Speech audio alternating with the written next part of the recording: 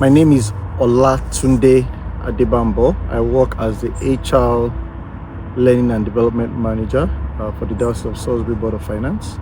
My story of movement, I would say, it's a story of God's mercy and God's grace.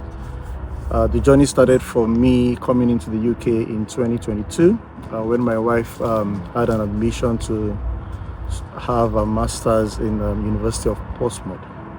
And we decided as a family to come together with her and then move to the UK.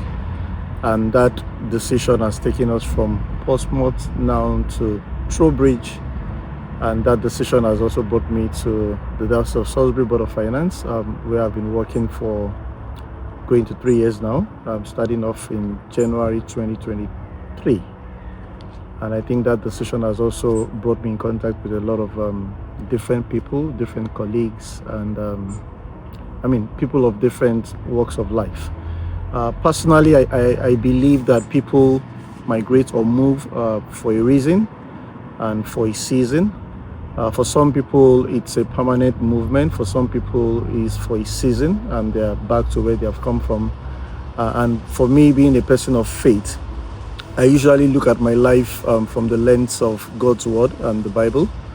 And when I recall two characters in the Bible, the first is Abraham.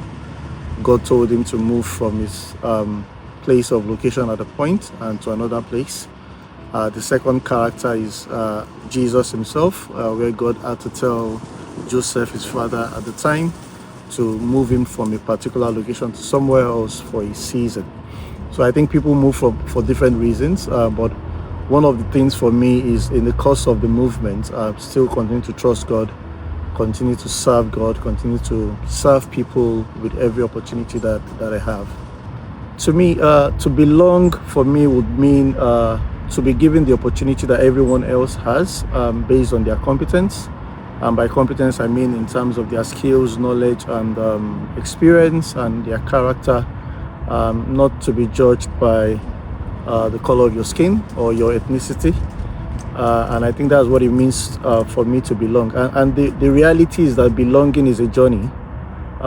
Sometimes you get to a place and you need to take time to really belong. You need to take time to understand the culture and the context of your environment.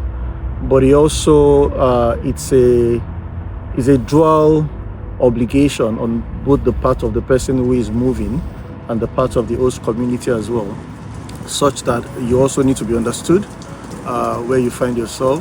People need to be patient with you.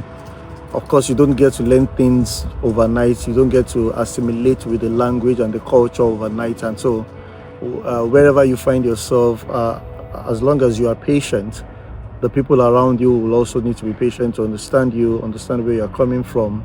And so for me, belonging really is giving people an opportunity. And when people don't get that opportunity, that's when they feel that sense of not belonging. And so sometimes it can be challenging where you feel that you have all it takes and you are not given that opportunity. And that's when you feel that sense of not belonging and then looking for an alternative.